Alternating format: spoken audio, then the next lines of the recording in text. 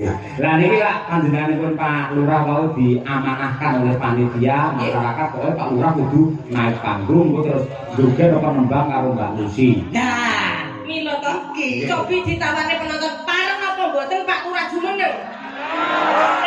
Pareng. Oh, pareng masalah. Pak Lurah ini fane kata lho nggih. Kula sing mriki. Oh, nggih. Nuwun sewu Pak Sukatman kersanipun minggah panggung Pak Bu nggih. Setuju nggih?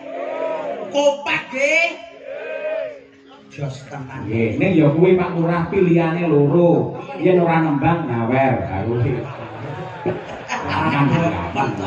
Ya berarti Purwosari yo Kyai Babatan ki los. Los kabeh. Los wong sugih kabeh ya, sugih kabeh kok ora Yo, seduk apa ora?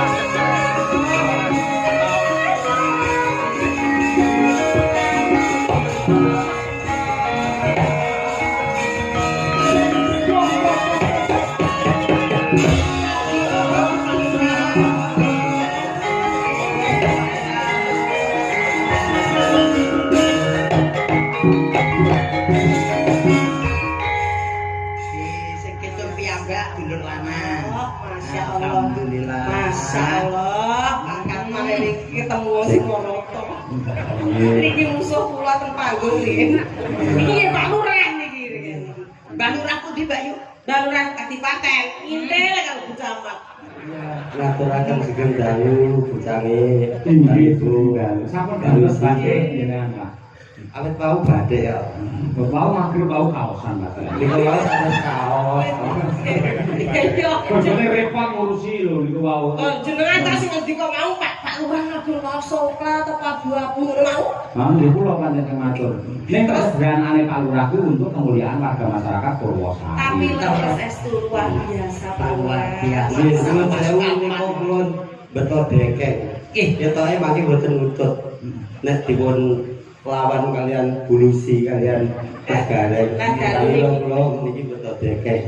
Kira ngaturaken sugeng dalu dumateng sedaya penonton.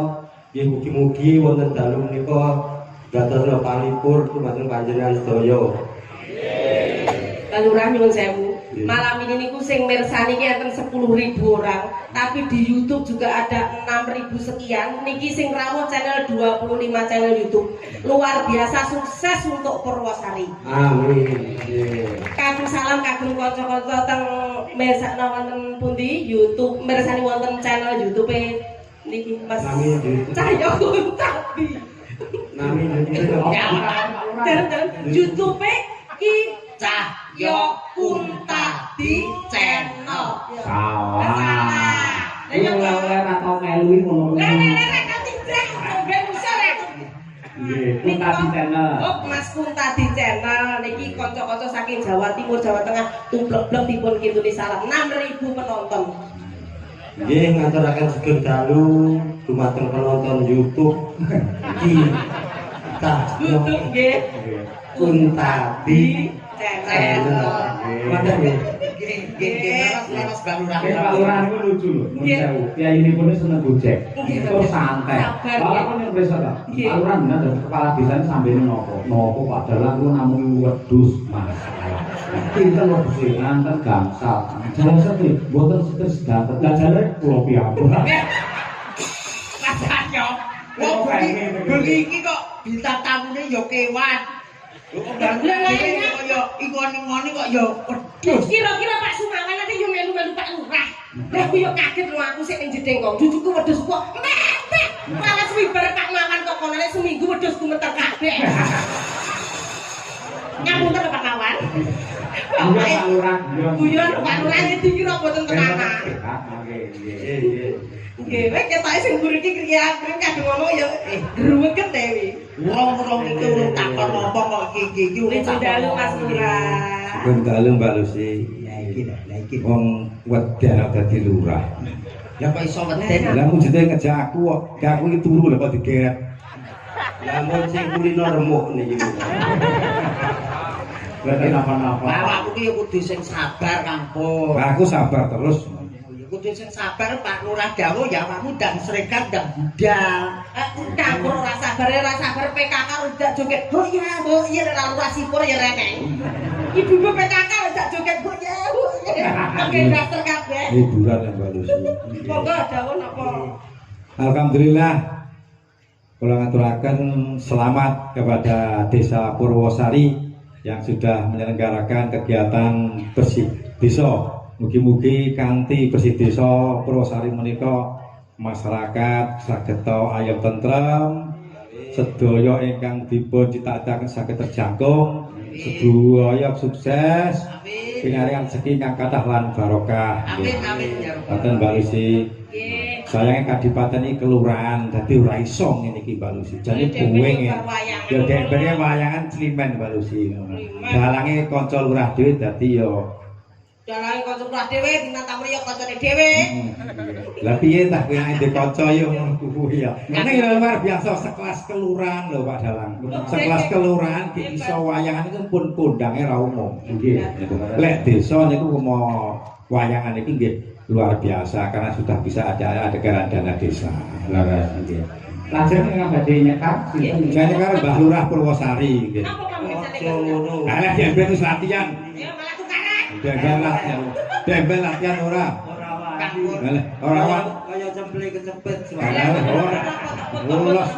Arep cemplek kecepet, wedhus kecepet, tebu kecepet jenengan sing bayari kali masyarakat los dol. Napa nyuwune? Langgam sesideman. Wah. Ketoke kulino iki. Radalah. Sing bawa Sing bawa bintang tamu Mbak Lucy kowe maneman. Nek bawa dhewe nek elek ngoten. Mboten napa-napa. Mboten napa-napa lho, mboten napa-napa lho. Niki Kang Kripto ramanipun Mas Dalang. Nggih pangapunten nggih mungkin nek kados cemplek kecepet. Lah mboten napa-napa pun. Mboten napa-napa. Mboten napa-napa. Padha cemplek kecepet apa mai gringgingan monggo-monggo. monggo Ati mriki Pak Lurah. Ati mriki pun kok los bulurah pun kula SMS ora apa kene dhuwur panggoe Pak Lurah milih umum. Alah los dol. Bulurah stop Pak Lucy. Butin. Bulurah ada obat tidur yen butin. Bulurah mental wis los pun tepang kali bulurah. Monggo. Monggo Pak Lurah. no. Wiwitane Tepuk tangan Pak Lurah. Ngono ta wayangan awas. tandere sang peke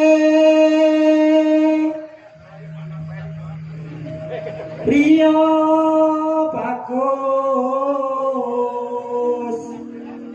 salah budaya saiki kalih templek kecepet Monggo sae. Sae, jos. Lek cemplek-cemplek itu ngoten niku lho Pak Uni. Ketepet.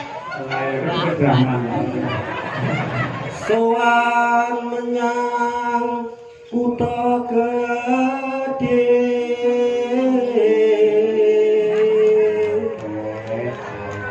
aku diguyu karo niku jane yo wisin aku ya Mboten usah. ben tapi Lah niki Pak dosen Bu dosen kok pun lumrah. Lek suwantene apik niku pun biasa niki sarjana seni. Lek awake dhewe suwantene apik luar biasa ngoten. Terus bendara terus yung tarik napas dulu, tarik napas. Pelan-pelan. Ditahan, hembuskan. Wah. Satu kali lagi. Lah druwedeng wasane persane rileks. Kula sak umur-umur nyanyi wonten ngajenge tiyang kathah tasih niki. Lah, Wonten kamar mandi kula nomor setunggal. Lah nggih. Niki kadung kakak yo malah satu boten yo Mbak. Niki latihannya kali ibu ten dalem. Yo. Niki latihannya kali ibu kok mboten kok bendoro ilang apalane. Kula dadi sakone mesake ngene. Awake dhewe meneng aku karo kampur ning kene meneng ae. Ya siap.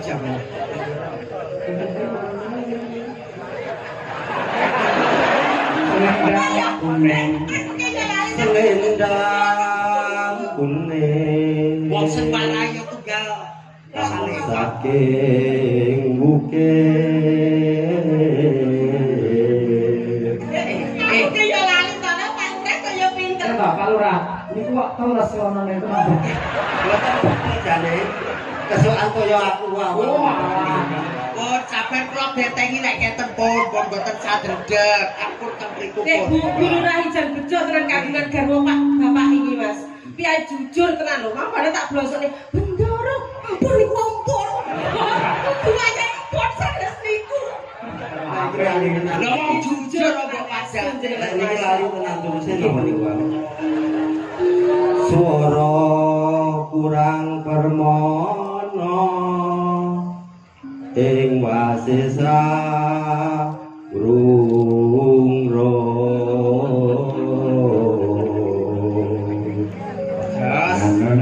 angrurung marang bendoro Tya Sulistyo picer ngitangake alis aja didemok gledek wong karo dhewe iki nganggo vibra.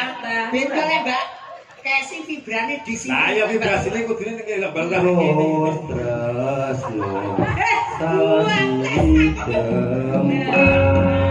Apa kanan kok Pak Lurah?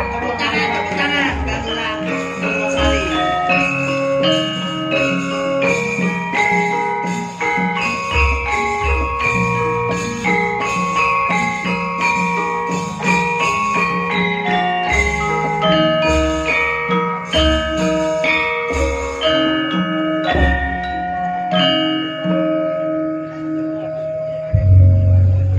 Lagi mriki Mbak Lurah. Mengki Caket banget kali Mbak Rusi pun kula tak tembriki mengki. Mas pun dikancani Mas korban Lurah kene. Tarik napas dulu tanah. Pun susu mboten apa-apa.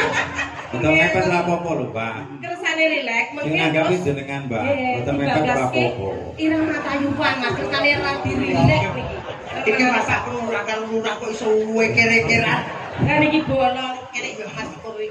Kali Pak Lurah nggih. Monggo. Luwe becik paten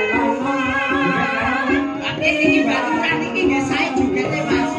Oh, Mas Purwi jogete sae.